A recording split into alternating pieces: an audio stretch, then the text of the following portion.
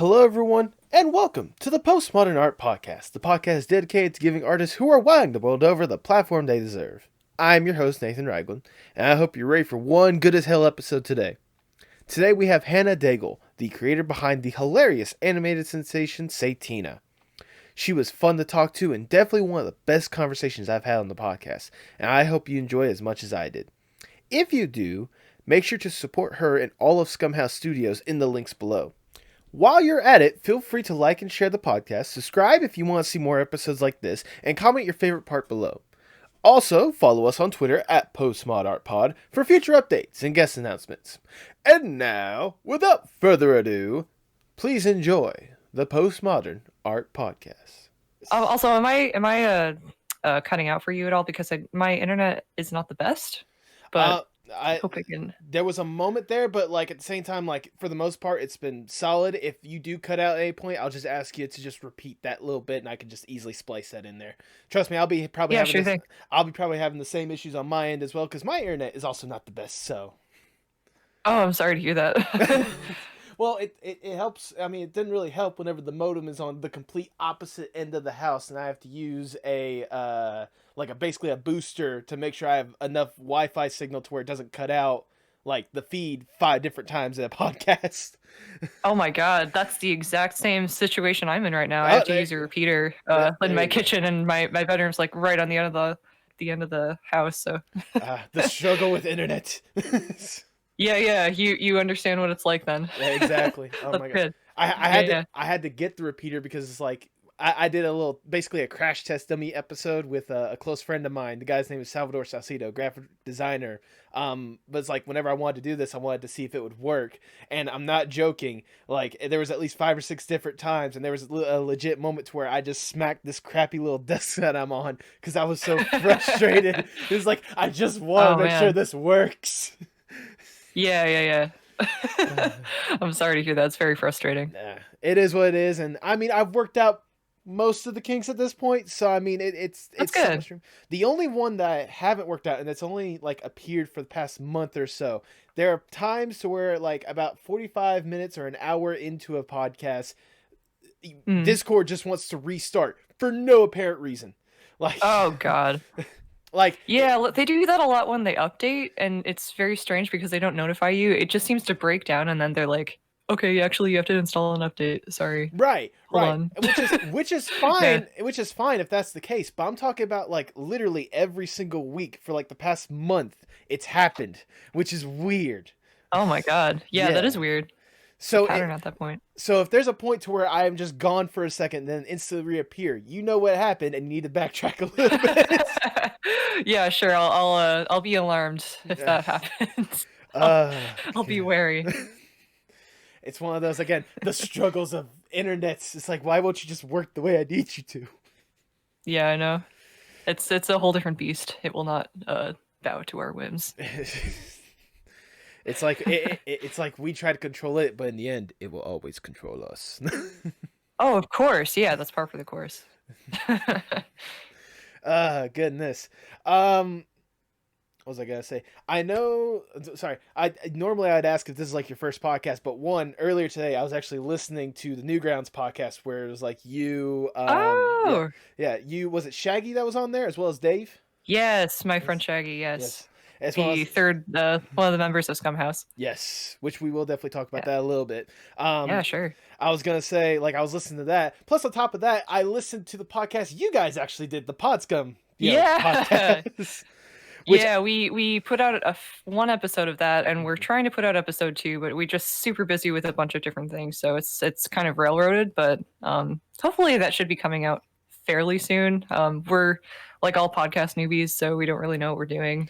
We don't really know how to release on a schedule and stuff like that. And we just recently got an audio editor. Before that, it was like Shaggy doing everything, and he was like about to neck himself because it was just audio editing is so grueling. I know exactly how hard audio editing is, both from like I said yesterday, from both a podcast standpoint as well as working on short films and such. Audio is just a nightmare all on its own. Absolutely. And it's even worse because like I am an animator, so if I have to work on something grueling like cleanup or something, I can just like put on a podcast, or like I can listen to something while I do it. Yeah. Audio editing, you can't listen to anything. You have to give your full undivided attention to the audio you're listening to, and that must suck. Oh no, absolutely. It's one of those, like, they try to, so I know whenever I was in school they had like a radio like outside playing like classic rock music or whatnot, but it's like you have to put the headphones on and like turn the volume up all the way just to like block it out. It's just oh my god, yeah, that's a whole different set of problems. yes. But I'm glad you surmounted that. It is what it is. I did want to say real quickly about that Podscum one. I just have to ask this like super quick. Sure. How surreal was it for you to talk to Maurice LaMarche of all people for the first episode? Oh my god. Oh my god. It was surreal to talk to him, first of all. And second of all, it was surreal to say that he actually liked us and like valued us as people. At the end of that podcast, he emailed one of the people that got us in contact with him, that he was like, I like these guys, they're pretty cool. And I was like, oh my god, thank you, Maurice LaMarche, acclaimed voice actor for like 40 years. Yeah, no joke. I would kill just to have like just even a 5-minute conversation with any of the legendary voice actors like that, like him or Rob Paulson or something along the lines of that. Like it blew my mind. It blew my mind whenever I got the director of Class of 3000 on, and no one really knows his name, but like if you've seen like if you've seen the work, the guy's name is Joe Horn, I should say. If you've seen like the work that he has done like for years, he worked on like, what was it? He worked on the classic Teenage Mutant Ninja Turtles, Hulk Hogan, Rock and Roll Wrestling. He was like, yeah, I know, right? He worked on, I think, at least like 60 or 90 episodes of the classic Sonic the Hedgehog series. Like he was a storyboard artist for that. Oh wow. Yeah. So the guy That's really cool. He's had quite a run. He's had quite the run, to say the least. And like the fact that he still like he still does like personal, like at least editing stuff. Like he does this thing now with like TikTok and YouTube called like the Future Joe, where he takes like these older cartoons and like meshes them up with like music of all different eras or something like that to like help convey the story a little bit without using the old show audio. So oh wow, that's interesting. Yeah, I think it works well. So yeah, for sure. Yes. Is there anything that I need to fix at all? Is it coming in okay? Am I popping? Or? It's coming in perfectly for me. Like it straight up. Like awesome. I don't know what microphone you're using, but it is cool. Wonderful. So. Oh, thank you. I'm using a Samson CU Pro or something like that. Okay. It's pretty fancy. Yeah, I got it as a gift from someone, but it's perfect. It's very high quality. It's very cool. That's good to hear. I can only imagine. I got this one that's like the Amazon brands and like that Fee-Fi technology or something along the lines of that. I mean, I don't know how it sounds to you, but for me it sounded well, so. I mean, I can hear your voice, which is all I can ask for. Touche. I'll have to look into that Samsung one though, because that like the quality on your end is incredible. So. Oh, awesome! Yeah, I can give you a link to it if I can find it. That would be very much appreciated. Because as a matter of fact, I'll just go ahead and say this. I'm actually trying to get into voice acting myself. I've actually already got. Cool. Yeah, I actually already got a couple credits thanks to interviews that I've had in the past with guests and such. Like there's a video game, an indie video game developer. Like one guy making this like Metal Gear Solid style game, but like no weapons, but superpowers instead. If you kind of get what I'm getting at. But like, yeah, I kind of get it. After the interview, I'm like, hey, if you want, I'm trying to get the voice acting. If you need like background noise or something like that, I'm more than willing to help out. And he's like, well, actually, actually, the lead guy that I'm gonna have, he had to back out, do the life stuff. If you want the roles, you can be the role of basically the main character of the game. And I'm like, oh my god, fucking excuse me. That's quite flattering. Wow. How do you think I felt? I was just hoping to get like one of the bad guys and like maybe doing like a oof or something like that. I didn't expect to be the main guy. I could get like that background character. Yeah. That's awesome. Yeah, that's a really good gig. Yes, it's what was it? Dr. His name is Dr. F. He is the chief of research. Demo. I was gonna say the demo is actually out. There's a demo out right now, and the game should be coming out like later this year. And then there's another part.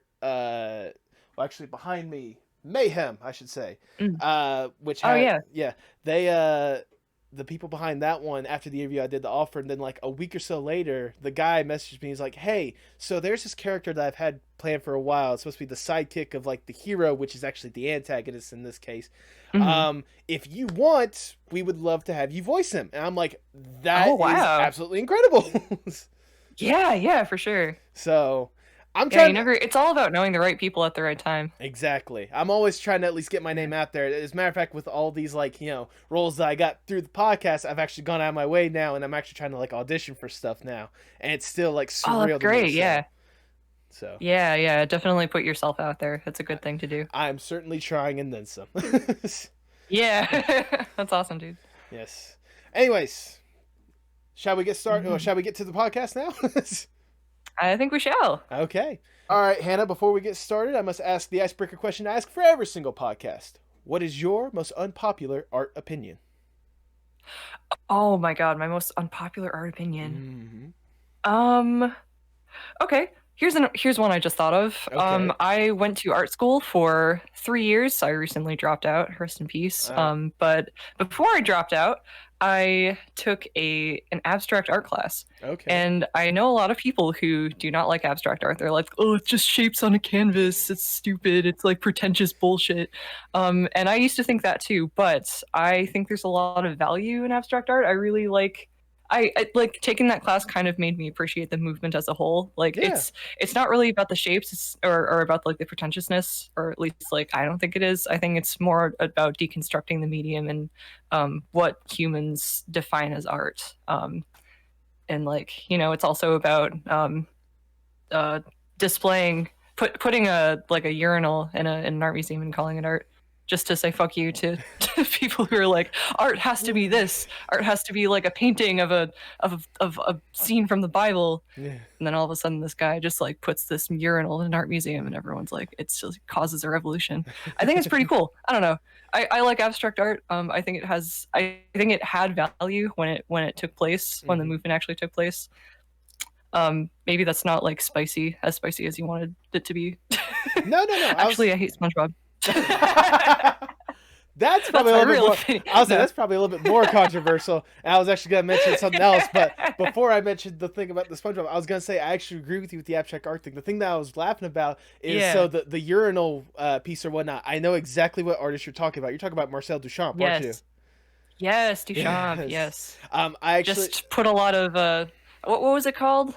There was a specific type of like genre of art that he would do where he would just take like random pieces of trash and just like display them in a light Yeah, where people could consider it art. yeah. Like just the wagon wheel or something like that. Oh no, exactly. I'm trying to remember what exactly the name was or what off the top of my head. I was gonna say when it comes to him in particular, in high school I took like several art classes, and like one of them that we had to do was like pick an artist and like research it and like make clay pieces that are based on the person's art. I picked Marcel Duchamp and like had to do like the research and all stuff like that. And then like Oh, yeah, cool. yeah. I live close to Atlanta, so we actually got to go to the Atlanta, like the High Museum of Art down Mhm. there, and like they were having all the artists that we were researching, like their art was on display, and so I actually got to see like some of Marcel's like actual like pieces in front of me. I didn't see the urinal, but Ooh. I saw the shovel. You remember where he just went to like a hardware store, bought a shovel, put his name on it, put it on a string, and that was it. Yes. I saw Love that in that. person. That was one of my favorite pieces. What a crazy guy. That's awesome. Yeah. So- I really like bullshit like that. Like when it's in a historical context and you know what was going on during the time, it makes it so much more impactful than just Mhm. looking at it like as what it is. You Yeah, know, yeah. it's easy to just go like, "Oh wow, what a hack. He just fucking bought this at a store and now he's calling it art." But Yeah. it's about the context behind it. And I know makes me sound super pretentious, but it's an interesting movement if you research it is what the point I'm trying to make. Absolutely. I mean, you say it's unpopular, but again, it's one of those. I certainly agree with it on that one. The hating SpongeBob Oh, one, I'm I glad. kind of understand. I kind of understand. I don't actually hate SpongeBob. I love SpongeBob very There much, we as does everybody. Like, I don't think I've met a single person who says I hate SpongeBob. You know, like there are people who don't like the recent SpongeBob episodes, but like that's a different story. You know, everyone like says they like SpongeBob. Yeah. Whatever. I mean- I just said that to Be facetious. to fan the flames, more or less. Yes, yes, yes. I want people to argue with me on the internet very desperately. So anything. Well, I think all that's right, like a hot let's button go. to doing that. Let's throw hands. Let's go. Come on. All right, yeah, punch me in the face, dude. As much as I'd like to, this laptop is actually very nice. I don't want to mess it up just yet. Oh, okay, okay. I guess we'll not throw hands right now. Not right Maybe now. Later. But it's one of those. Yeah. If I ever get a chance, I'll find you. No, I'm joking. No. Hell yeah, dude. I did want to say real quickly though. I know you weren't really joking about it or how serious you were about it, but there was a tweet that you posted about like the fandom of SpongeBob and what Steven want, or like how basically like super protective that they want. I actually agree with you on that one, because it's like Oh, thanks. it's one of those like, because on the outside it's like I understand where people are getting from, but at the same time, like most people, they're saying this stuff like they knew him personally. Like not everyone, like you may have been affected, you may have loved what he's done, but unless you've sat down with him for more than just one conversation, like you don't really know like what he wanted, what he didn't want. Like it's just yeah. It's just like I see these comments all the time on like posts about like people working on the new episodes of SpongeBob, people like posting the work that they did, and it's like, this isn't what Steve wanted, and it's like so creepy, and it is. like they make it so personal. It's like you didn't know him. Like what you said, like if you don't actually personally know him, then it's not your place to say stuff like that. It's just, it makes you seem like you have a parasocial relationship with the people that you follow for your media. Yeah. People have these like, I don't know, I guess this is just a product of celebrity culture, but people just put people on pedestals and act like they're like, they dictate their quality of life, when it's just like they make cartoons, they're just doing their jobs. Yeah. Leave them alone. More Nathan.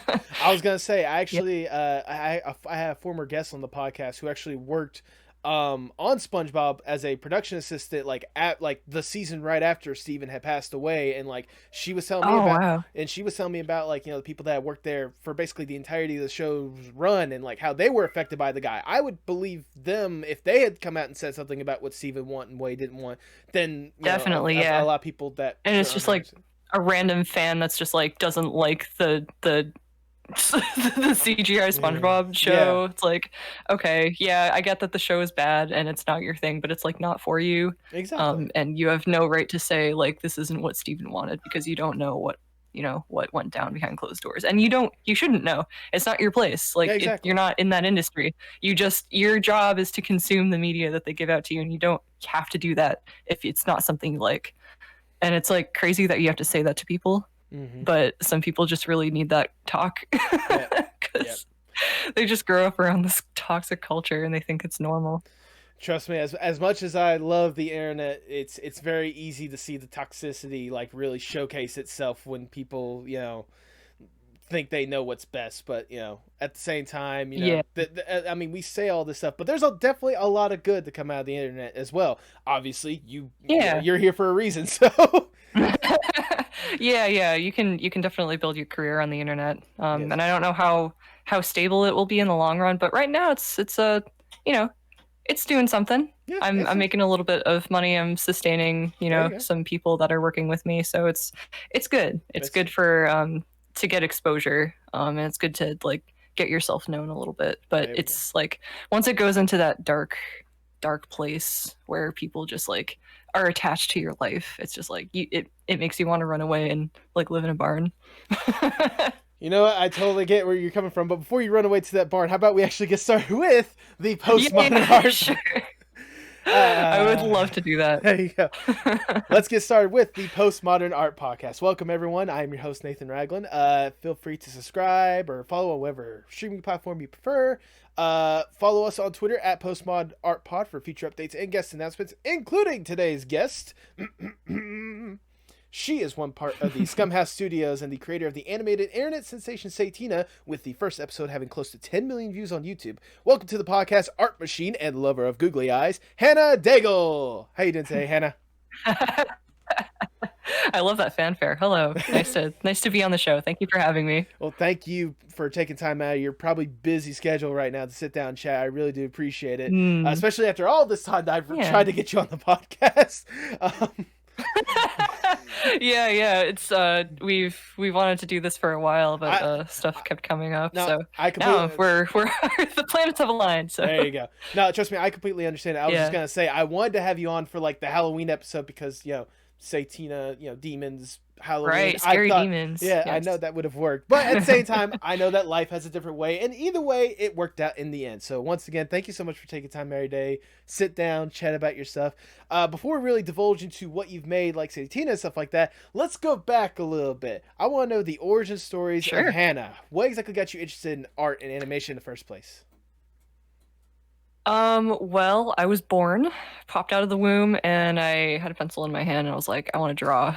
I had this like, I feel like every artist origin story is basically the same. Like they grew up watching TV, and they're like, I want to do that, and then like their parents encouraged them to draw, and then they like read how to draw books, and they started drawing while they were supposed to be studying in school. That's basically my story. Okay. I got started like my mom.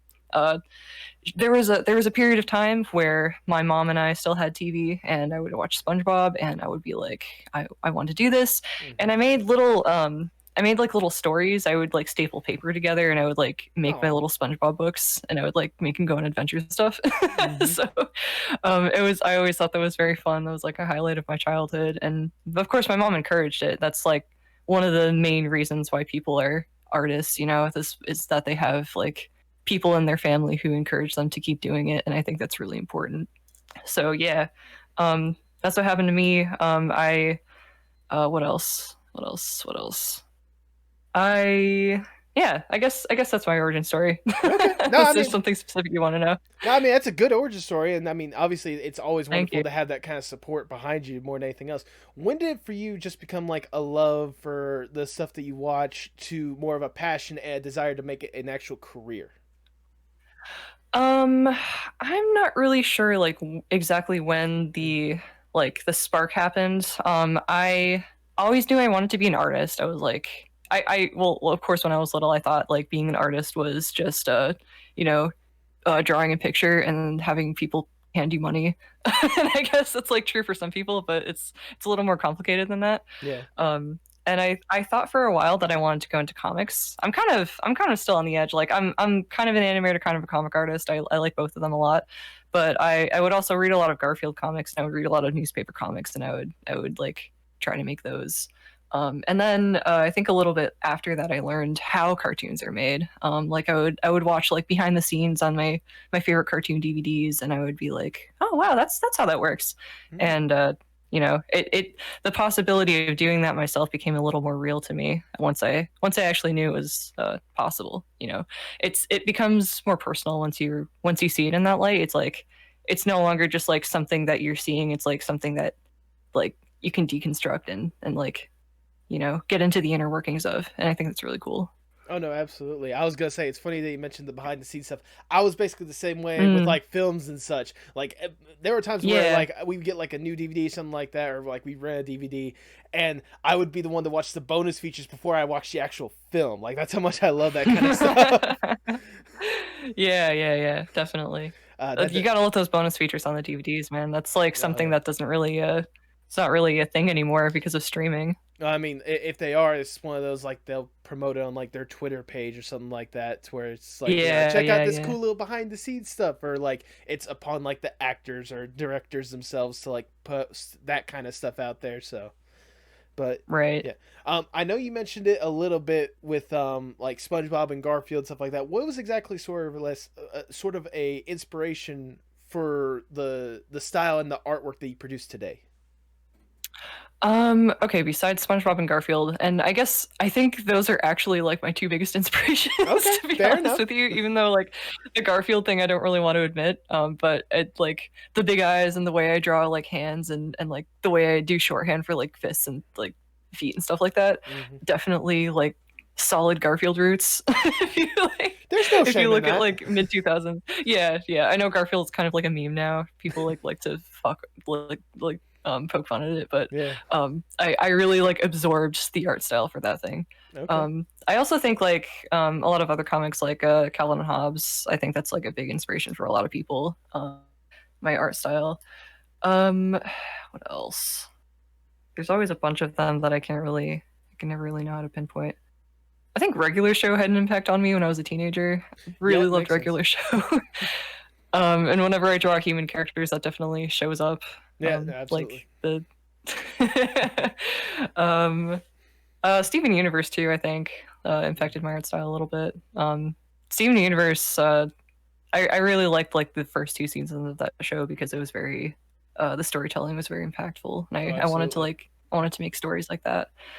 Um, there's also this comic called Satina by Madeline Rupert. It's a web comic, and I think it's like my all-time favorite comic. And I think if you look at that comic, you'll find like the roots of pretty much most of my art style. Because Okay.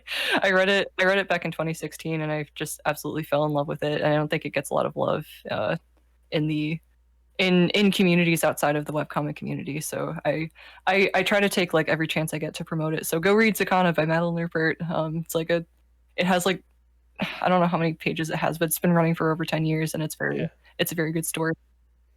Oh no, absolutely. As well as you definitely gotta link that stuff to me because I'm definitely curious more than anything else. Yeah, Um, yeah, sure, sure. yes. Uh, I was gonna say, well, now we're gonna take all these little inspirations, blend it together, and produce. Well, let's start with the big one, Satina. How long have you Yes, had this concept like built up for? I remember. Sorry, if sorry, correct me if I'm wrong. Like I said earlier, I'd listened to the Newgrounds podcast. This was something that you've had sure. basically for a school project that's just developed from there.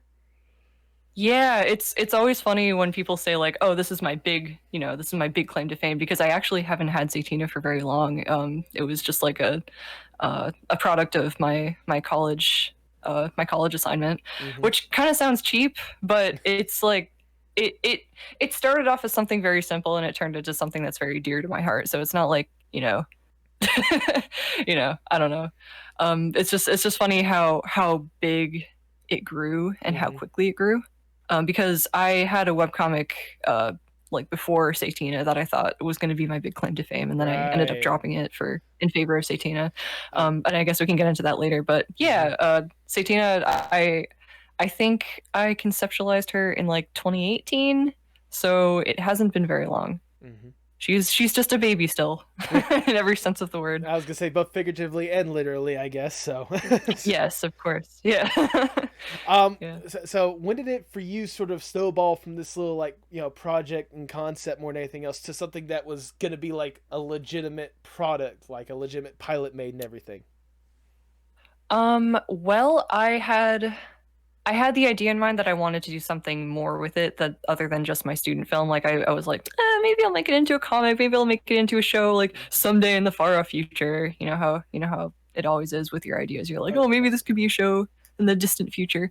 But you never really think that you could just make a pilot like right now. Right. You think you have to wait for like when you're big and famous or when you have a studio or whatever. Mm-hmm. So yeah, that kind of got disproven to me when these people on the internet contacted me. First of all, I had made my student film, and I had made like I had put the extended cut on YouTube Mm-hmm. because I had made the original for class, and it was like a shorter version of what I intended because of time constraints. But I ended up finishing the whole thing and I put it on YouTube in when did I put it on YouTube? I think spring of 2019. Um, and it I was expecting it to be like, you know, um, mildly popular, but maybe 100,000 views. But then it just kind of blew up to something unimaginable. Like, oh Yeah. my god, I can't believe that thing has 10 million views. That's a lot of people. Yeah. But yeah, I think a little bit before that, I had posted concept art on Twitter of Satina and her dad, and Mm-hmm. people really liked that. Like, it was blowing up on my Twitter, and I think it got like 5,000 likes in a day or something crazy like that. There we And go. then it got posted to an anonymous message board, 4chan, which I don't know if I should say the name of it, but I will. You can cut it out if you want to. But got posted on 4chan anonymously, and somebody from there saw it, and they were like, "Oh, this is a good concept for a cartoon. I should reach out to this person." That person turned out to be my friend Arnold, who I'm still working with today, and he Oh. was like, "Hey." would you want to make this into a cartoon? I'm trying to start a studio with a few people, and like, I know some people who can help. And I was like, yeah, dude. And then we got in contact with each other, and we became friends. I was helping them out with another little project they were doing, and then they just helped me make this whole pilot, and they Okay. helped me write a script. My friend Shaggy, like he was really instrumental in helping me write the first episode. Um, so yeah, that's where it kind of became something more than what I intended. Okay. Okay. I just want to say you Yeah. helped like answer like at least a couple questions there because I was gonna say like I was gonna say because Yeah. like you said thanks to that wonderful message board, Mm. basically Scum House was actually developed because of Satina. Like correct me if I'm wrong in saying that. It was conceptualized that like the concept of Scumhouse was before Satina. Okay. But it wasn't quite realized. I think I helped solidify it a little bit. Okay. I don't want to take too much credit for that, but yeah, I think it became more solid after Satina got created because it helped bring a lot of people together, and it helped like solidify a lot of working relationships, especially with the three of us. So yeah, Oh no, I absolutely. So yeah, basically, so again, we've gone from basically concept to like this, the development of like an actual like working relationship. I should say, or I guess like basically yeah, there are people. There's actually a force behind it. Like this thing's actually going forward. Was definitely. it? I was gonna say like the concept stuff like that. Like well, I should say the pilot. When did like was that the thing, or when did that become like a reality? The original like Satina just wants a glass of water. Oh yeah, the pilot. So when did that get finished? Yeah, when did that become like the reality, or like the first like true glance on the internet past like a random photo on Twitter? Oh yeah. I don't really know. I Okay. can't really pinpoint it, but I think oh, hold on just a second. Yeah, perfect. Uh Sorry about that. Yeah, no need to stress. Yeah, I think it became it just kind of like exploded a little bit overnight, but I think like the people who were garnering support for it on the message board, they were like they kind of helped spread it a little bit, Mm-hmm. but I'm not really sure. Internet fame is a little bit weird and tricky. Like you don't really, Yeah. it's kind of unpredictable. Like some things explode, some things don't, and you can't really predict it. You can kind of help it Mm-hmm. along a little bit. You can help the process of like exploding, but you can't really predict like when the actual exploding happens. So Fair enough. I yeah. guess for you, like, how surreal was it to like already be developing this like fandom behind it without like with only just like what a 2 minute pilot more than anything else? How surreal must it have been for you to Yeah. see that support like build and grow?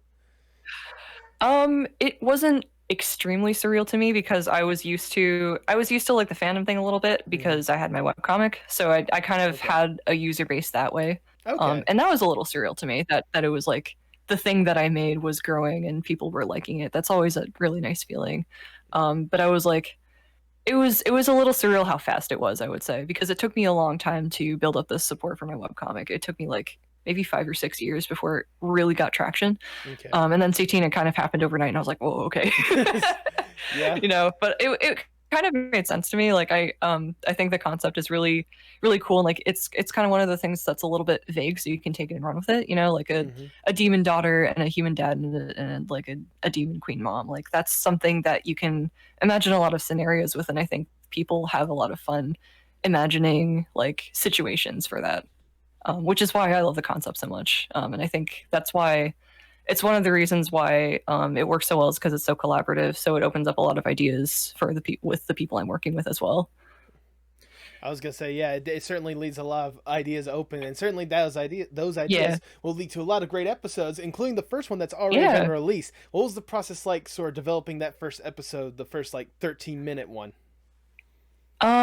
We wanted to make it a like a Father's Day episode. I think. Mm-hmm. I don't really remember. I think I don't remember if the concept of like bring your daughter to work day or Father's Day like came about first, but Mm-hmm. I think we just kind of ended up combining them, and to us it was funny that like um Dave had to work on Father's Day because Father's Day always ends up on a Sunday, but like his work is so bureaucratic and terrible that they forced him to come in anyway. And they were like, okay, sorry, here as compensation, you can bring your daughters to work, I guess, or like bring your children to work, so we don't look like terrible people. Yeah. So I thought that was kind of funny. And that was a solid concept for like a little pilot. I originally wanted to do an origin story, and my friend Shaggy, who is a very good writer, he's very talented at what he does. He was like, "That's a terrible idea. Never do an origin story as your first episode." And I was like, "What? What? Okay, fine." You know, but the reason behind that is you're like, if you do an origin story for your first episode, you're basically giving away all the lore, and you're giving away like something that could build with your audience over the course of like a longer period of time. So Right. like, I don't know, if you overload your audience with information, you kind of like lose interest. I think a lot of the time you lose momentum. So you kind of want like a little glimpse into it as your first episode. You want like, you know, it has to be the status quo. It has to set up like the norm for the show. So it should be like a look into something that's already happening rather than like setting up all this grand stuff, you know? Does that make sense? No, That's a little bit of advice for people.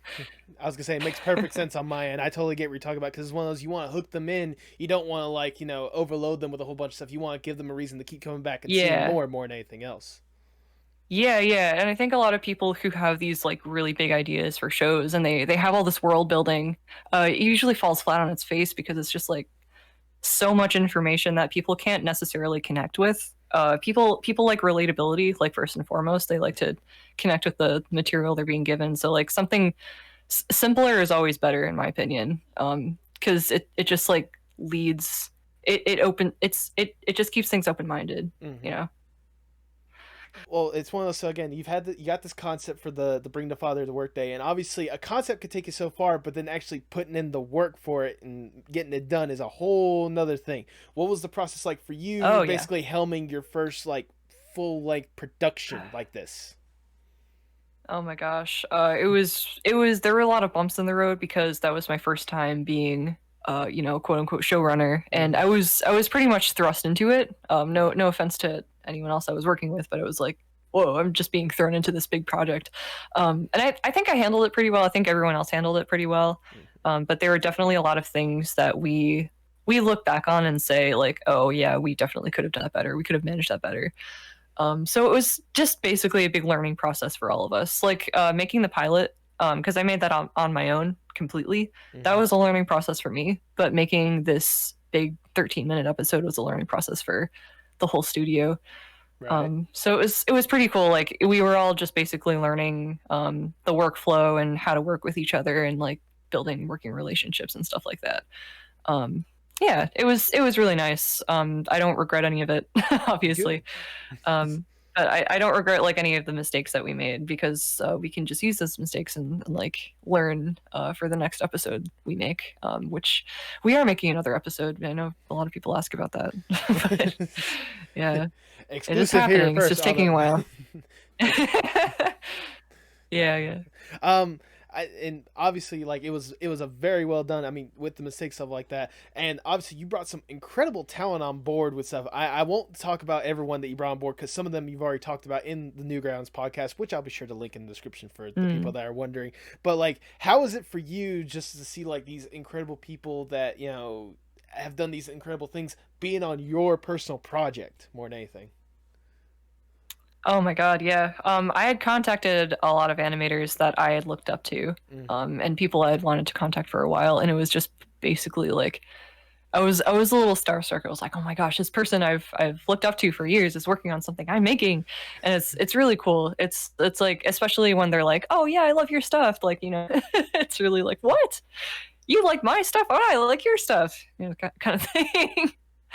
But it was really cool, like working with them and you know, seeing what they brought to the table, because everyone who was working on it brought something interesting to the table, and I tried to play to their strengths. And you know, I assigned shots to certain people that were good at that particular kind of shot. Like I'm pretty good at animating Dave. I think I mentioned this on one of the podcasts I was on, but like I was good at animating Dave. Arnold was good at animating Satina, and like big grandiose action. So I kind of did like more smaller character interaction stuff, and he did bigger, like, more complex stuff. Right. And that, we both brought those unique things to the table and we combined them, and it's just like it worked out really well. Oh no, absolutely! I think it worked wonderfully, and then some. Because for those that have seen the episode, myself included, like again, a lot of people just loved the style that you had with it. The humor more than anything else was definitely one of the shining stars that you had with it. I mean, Oh, thank you. Yeah. I was gonna say I can only imagine how the writing process was trying to get those jokes, like landing just right. Yeah. Shaggy and I were the two writers on that episode, so like it was really funny. I love Shaggy. He like I would suggest a joke and he would be like, "What? I don't get that. Like that's people are gonna think that's funny." And I was like, "Dude, trust me. I want to put this joke in." And then like everyone thought it was funny, and he was like, "All right, fine. You get this one." Like it kind of made him think like, okay, I'm not going to be as harsh on her next time. Next time she like suggests something weird that I don't particularly think will work. And I had a lot of those moments myself too. I was like, oh yeah, like someone suggested something to me where I didn't think it was going to work, but then it ended up working really well. So it's like it's kind of a testament to like that just trusting the people you work with and trusting their instincts and their respective talents. And yeah, I think we have a lot to go in terms of like writing process, because I think I'm not too experienced of a script writer. Shaggy's a lot more experienced than I do, but I really want to get better, and I think like being under his training helped me a lot and helped me see like the structure of things a lot better. So Oh, absolutely. yeah, it's really good. I can only imagine, like, like you said, with someone like with more experience like that, just kind of like developing a lot more with that. Like, in the end, it's gonna create a great product, like through and through, more than anything. So, I mean, I know, Yeah. I know I can speak among the fans by saying we are certainly very excited. But speaking of the fans, I just want to know, like, with again, like I said at the beginning, the pilot has close to 10 million views on YouTube. On Newgrounds, they had it like as their big banner and everything. How like Right. how like what was your reaction to basically the fans' reaction to Satina as a whole?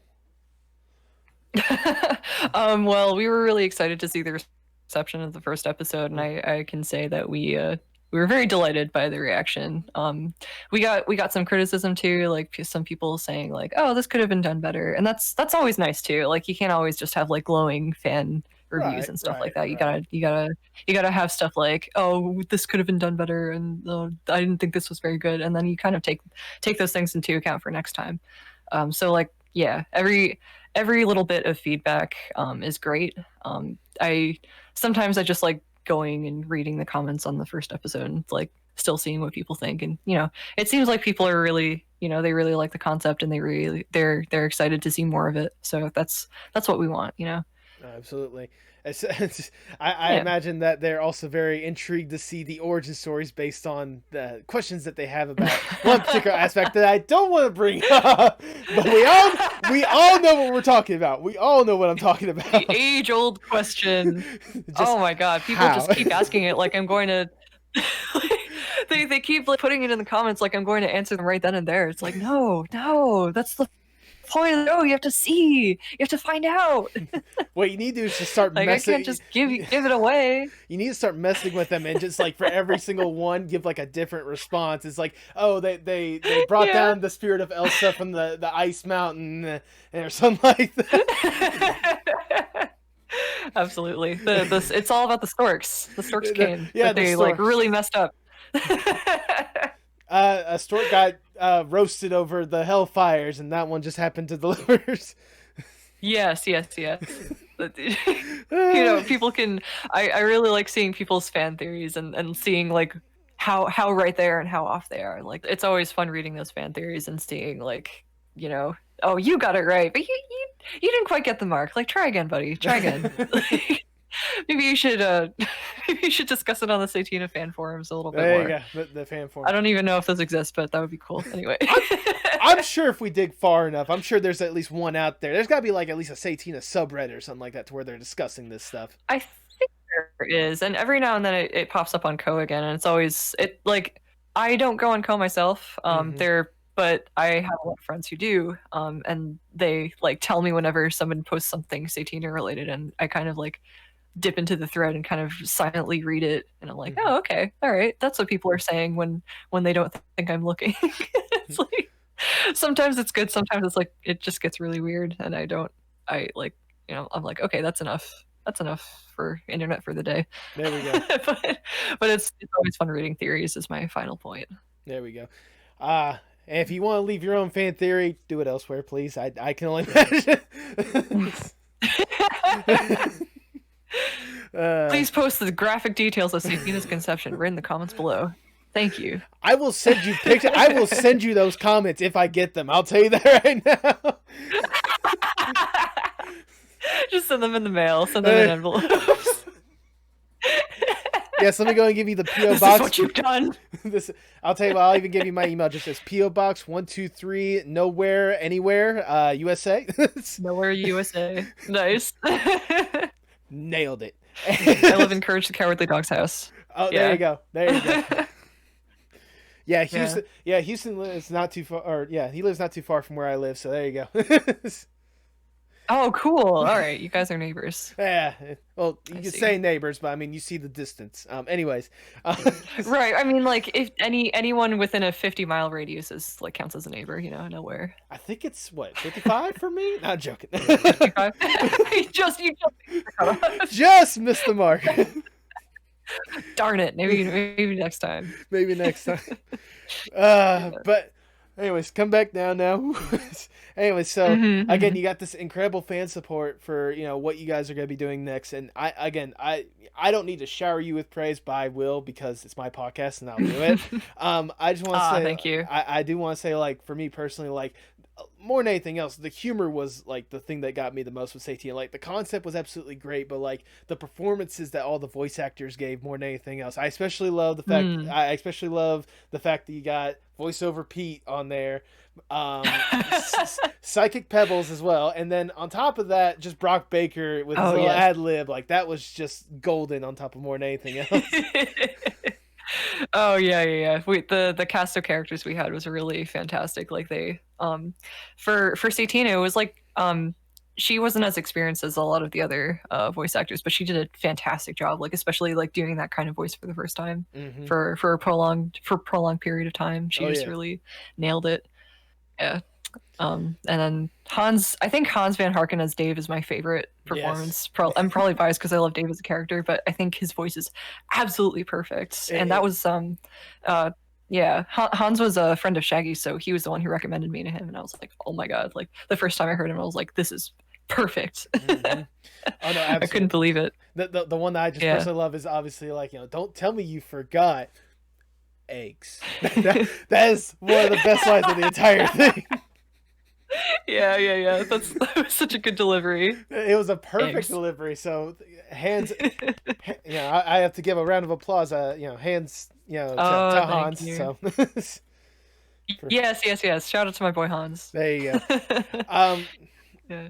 But like I was saying, like, again, you got a perfect, like, with Satina, you guys got quite possibly one of the perfect voice acting casts that you have. The humor was on point, the delivery for everything was on point, and like the style of it was one that anyone could easily just sit down and watch. So to see just how well it has done, I'm, for one, am certainly excited to see what's next for you guys as well, and for any future just Satina stuff in general. Like, I can only imagine what thank you so much. I can only imagine what you guys have in the works more than anything else. So Yeah. We're working on a cartoon called Naughty Boys right now. It should be we're slated to release that very, very soon this month. It's not Satina related, but I think people will like it. It's created by one of our good friends, Goonshire on Twitter. Okay. And it's about pirates. I think I mention that every now and then when I stream, but yeah, we're very excited to release that. And then after that, we're going to go full focus on like diving into Satina episode 2. So yeah, that's kind of our lineup for now. Oh, there But we I'm go. glad you're excited. Thank you. No, no, absolutely. I was, as a matter of fact, since we're already Yeah. talking about what's next for you guys, I was going to divulge a little bit more into Scumhouse as a whole, more than anything else. Because, Sure. again, you already talked about how Yeah. it was basically like that, it was already there, but it was solidified with Satina more than anything else. And I mean, you're already Hmm. saying, this new little short, Naughty Boys, and then going all in on Satina. What more should we expect from the studio as a whole? Well, we also have, I'm not really sure how much I can talk about this. Right, right, But we obviously. have I'm going to talk about the ones that are listed in our bio right now on our Mm-hmm. Scumhouse Twitter. So so I don't get in trouble. But we're Right. working on another one called Perfect Rock, which is a musical sci-fi. It's kind Ooh. of like all our new cartoons, we have this little system in place that's kind of based on like what came about with Satina. So with every new cartoon that we make, and we have a few of them, we want to make like little 3 to 5 minute pilots first, and Mm-hmm. then we see the reception of those. And if people like them, we make more. We branch out and make like longer episodes and shorts and stuff like that. I think some of the cartoons that people are making under us, people want to pitch to other studios and such like that. Mm-hmm. But like we're basically just starting all of them with a little 3 to 4 minute pilot, a la Glass of Water, because that was a model that worked pretty well. Yeah. Because it's kind of like it's a little glimpse into like the show, and it kind of gauges people's interest. So it's a good model, I think, and everyone else agrees. So Oh no, absolutely. I mean, obviously you've seen the results of one little concept, with Satina. Why not try to see if mhm. I'm not gonna say exactly if lightning strikes twice, but see if we can get a similar reaction with all these other amazing concepts from what you guys are talking about. So I know Yeah, I'm for one that's definitely. certainly gonna be excited to see like just more than anything creators creating the stuff that they want to create. So try saying that 5 times Absolutely. fast. Yeah, I think that's like yeah. Yeah, I think like we're all a little bit worried about like the reception of this new cartoon because it's like, it's not Satina, but I think more than anything people just want to see like, cartoons that we create. Mm-hmm. And, if they want Satina, they'll be patient and wait for it. Oh, yeah. And I think for the most part our fans are pretty understanding. They're not like burning down houses demanding more Satina, but I think they will really like this cartoon. Oh no, absolutely. If I may do Mm. this comparison, I didn't want to do it, but like obviously you see what Spindle Horse is doing, like they're making their own stuff aside from Has Been Hotel, Hmm. and but people are still excited Yeah, for that, yeah. but they're loving the stuff that they're still producing, and hopefully you guys will have a similar effect with the wide range of stuff you guys are gonna be producing. So Yeah, I hope so. yeah. Yeah. Well, Uh, there's only one way to find out. We're kind of testing everything. you know. if I Yeah. may divulge a little bit, is there any chance that some of the old stuff that you've produced in the past possibly come into animation form, like you mentioned before, the comic that you've had for 5 years? Could we potentially see like an animated short out of that? Is it? Correct me if I'm wrong. Is it Felinia or Felinia. Yeah, it's kind Felinia? of a weird name that I came up with myself. That's fine. So everyone always pronounces it wrong. But yeah, I really hold that story near and dear to my heart, but Mm-hmm. it's something I made in high school when I was 14. Mm-hmm. So the concept is a little flimsy in some parts.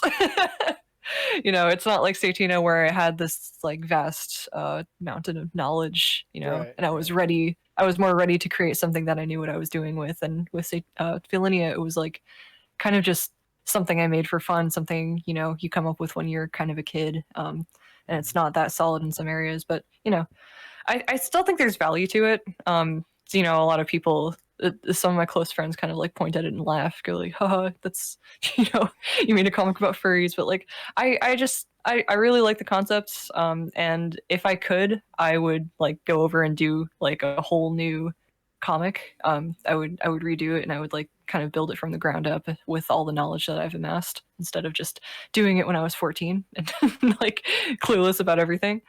But Right. yeah, I don't know. I can't really promise anything in terms of like an animated format for Filinia, but I kind of want to bring it back. I'm kind of like keeping it on the back burner just in case. Okay. Okay. Yeah. No, I mean Yeah. it's one of those. I saw the one that you had listed on your portfolio page, and I can tell you right now, like the art style more than anything else, like I love that, and like the story that went along with it, like it's very well. Like I know you said this is like something that was like high school, something like that. The story's still like very well done. So again, applaud you for that one. Oh, Um, thank you. Yeah. Thank you. I mean, people like it, so there's value in it, even though yeah, it's not like the perfect story. And I think that can be taken as a lesson for a lot of other people. Like, your story doesn't have to be perfect. People just have to like it Right. first and foremost. Right. Absolutely. Yeah. I was gonna say real quickly, like, to get back to you for a second. So it's like you said that you would like to go back with the knowledge you have now. I mean, you got, animation, comics, painting, all sorts of different aspects of the industry that you've learned to develop. What's the key for you with sort of not only having this diversity of knowledge of this talent and whatnot, but like being consistently like on par with it with anything that you do? I I really like having all this. I think having multiple skills is a really valuable asset, obviously, because I do a little bit of everything when um for the cartoons that I make. So I was pretty much involved with every single aspect of like episode one. I did the pilot myself, but like all the different departments, like cleanup and storyboarding and voice acting, even a little bit, like editing. Like Shaggy and I just like sat and edited it together, and I have a little bit of, I might not have like technical editing knowledge, but I do have like a sense of timing and a sense of like where things should be. um so just stuff like that. I think it's really valuable to like develop those skills if you have them, and I think it's really important to be diverse. It opens up a lot of job opportunities for you, and like a lot of like it's more efficient, I mean. Oh, no, you know absolutely.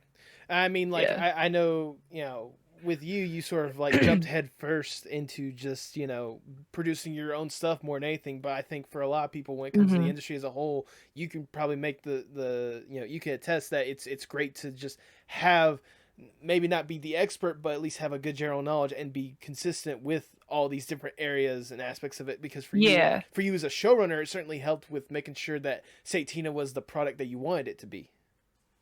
definitely. Yeah. And I think I kind of like absorbed the talents of everyone who was working on it. Like, there was a certain point where I had to make a few extra backgrounds, and our Okay. background artists, we had pretty much two key background artists on the show, Anna and Lars, and they had very unique ways of painting that I Mm-hmm. wasn't really familiar with. So what I did was I had to like I had to make an extra background for an extra scene or something. So I kind of like copied them. I was like, okay, I'm going to study this background in particular and all the little nuances. And I think I definitely got better at painting just by like, you know, just by eyeballing them and like kind of absorbing, their skills and what they brought to the table. Animation too. Like when I was cleaning up one of the animator shots, I was like, wow, they did this really well. I'm gonna like trace over all their frames, and I was like, wow, this is how you do animation. Yeah, there you go. Like you learn a lot of this stuff just by paying close attention to like the people around you, your peers, and learning from them. And I think that's really cool. That's like one of the best things about working in a group with a studio and such. No, absolutely. Well, speaking of studios, let's dream up a Mm-hmm. little dream scenario here, if I may. Let's say I'm Mr. Okay. Money. Let's say I'm Mr. Moneybags executive. I have connections to anyone and everyone in the animation community. All right. I come up to him like, All look. right. I come to him like, look. For you and Scumhouse, we absolutely love everything that you're doing right now, and Mm-hmm. we want to collaborate with you to make a wholly brand new product that hasn't been seen in the world. What would be the dream, basically Scumhouse new show or concept that you would love to produce? Oh my goodness. Well, I kind of really like Satina right now. Mm-hmm. People are always asking me like, "Oh, what's your dream product?" And I was like, something like Satina, I guess. I'm just like pretty happy doing Satina. Oh no, absolutely. But I think the dream Scumhouse product would be something that me, Shaggy, and Arnold all really love. So like, um, we all have like really vastly different tastes, but Mm-hmm. it's really funny because we can talk about them and they kind of come together. Shaggy likes giant robots. Arnold likes really obscure art house stuff. I like really emotionally impactful stuff. Mm-hmm. So I think something that would combine those three elements would be really cool. Like something that could like we're all really excited to work on. Okay. Okay. Yeah, I mean, yeah. hopefully, I I'm not mean, really sure what it would be, but Well, I'm sure, whenever you guys, develop a lot of this stuff a lot more, 5, 10 years from now, maybe we'll see it without Mr. Moneybags having to help out. And Yeah, maybe we'll be Mr. Moneybags. yeah, maybe you guys will be Mr. Moneybags. Well, I was gonna say, Yeah. speaking of 5, 10 years for the future, I'll ask the generic question: where do you hope to see Sure. both yourself and Scumhouse, say, 5, 10 years from now? Oh man. Well, hopefully by then, Scumhouse will be. We'll have established an actual location because right now we're kind of. It's a little bit, Remote. vague on where the location is. It's just kind of like, yeah, it's remote. Arnold and I live together with a few other people. Okay. But Shaggy's still, stuck in Africa, and he needs to sort out like his stuff. He needs to come over here, and once he does that, we'll be able to, actually buy out a studio location, and we'll be able to work there and go to work there and hire people to work in that location, as opposed to just like kind of scrounging up a bunch of freelancers, who Right. all work. There's merit in working remote. It's it's convenient for a lot of people who don't have access to studio spaces, but it's also convenient to just have everyone in the same room. Like when Arnold and I moved in together, which was very recently, it's just like the productivity was like night and day. Like the productivity just increased a lot because we could just kind of turn to each other at any point and be like, hey, does this look good? And then we'd be like, yeah, that looks good, or fix this, and then we turn around and then keep working. It's that kind of thing. Okay. But yeah, hopefully we'll all be in the same location. That's like the bare minimum of what I want. I think if you asked Arnold and Shaggy, they'd be like, "Oh, we'll be fucking billionaires, and we'll be like, have a mansion, have 5 mansions on top of our mansion, and then But it's just like I just want to be in the same place. Maybe I think in 10 years, maybe like we'll have made like a season of Satina or something, Okay. and then we'll have another season of. We'll have put out like our other IPs and stuff. But yeah, I'm excited. I'm excited to see where it goes. Well, I mean, you should be excited more than anything else. Like I said, with the support that you've already had so far, if you guys keep down this, path more than anything else, like who knows what you guys could do? Who knows what you can't do more than anything else? Yeah, I know. Yeah, it's really exciting. It's just like we're kind of paving our own path, and we're figuring out what we can and can't do. And it's just like the world is our oyster. I don't want to sound cliche, but I don't even know what that means. The world is your oyster. Oysters are really gross. I don't want the world to be an oyster. I was gonna say I like oyster. I was gonna say I like oyster crackers, but I don't know about an oyster on its own. So. Oh my man, yeah, I love oyster crackers. I could eat bags of those, dude. I know, right? Yeah, that's what it is. The world is not an oyster; it's an oyster cracker because those things are a lot more enjoyable. Oh yes, the world is your oyster cracker bag. Just dive right in, eat all of them, eat everyone. All right, now you're starting to sound like Lucia. Eat everyone. Anyways. Yes, eat everyone. Consume. Destroy worlds. Consume everyone. Yes, of course. That's how we do it. There you go. Well, anyways, as we're winding down, I just have one more question I need to ask. Obviously, anyone can make the argument, or anyone can easily say art is, animation is art. There's no doubting that. Mm-hmm. How important is art, not just for you, but for the world as a whole? Oh, I think art's super important. It's, people rely on visual cues to, for their everyday lives, like, advertisements and billboards and stuff. If we didn't have those visuals, it would be very boring and very sad. I recently watched a video about on like, why beautiful things make us happy, and it's like literally been proven that if everything's just like, industrial and gray and blocky and like all the same, like people's their moods get impacted by that. We need color, we need like visual stimuli in the world, otherwise it's just like it literally impacts us on a physical level. it's weird to think about, but yeah, I think if we didn't have that creative output, that creative outlet, the world would also just be a pretty sad place. Yeah. We're just cogs in a machine. But if with stories and art and like ways we can express ourselves, it's just makes things a little more interesting. Makes things like personal. Makes it like we can kind of take the world and make it our own. I don't know if that makes sense, but no, I was gonna say it actually makes perfect sense. It's actually Yeah. it's a wonderful way to say it. I could not have thought of a better way to say it myself. So thank you for that. Thank you. Yeah, no problem. But with that, that's all the questions I have.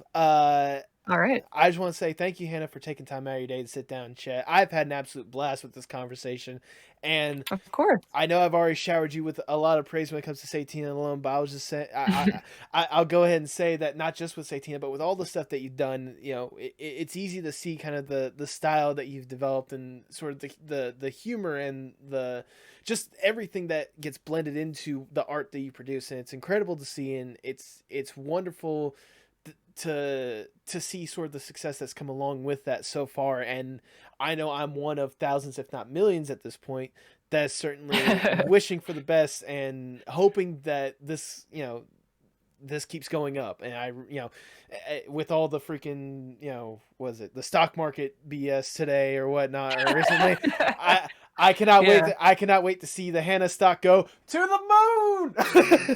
Oh my god. People are going to invest in that. People invest in Daigle coin, everyone. Invest in Daigle coin. It's got a picture of Satina on every coin. There the coins are real, I promise. The coins are real.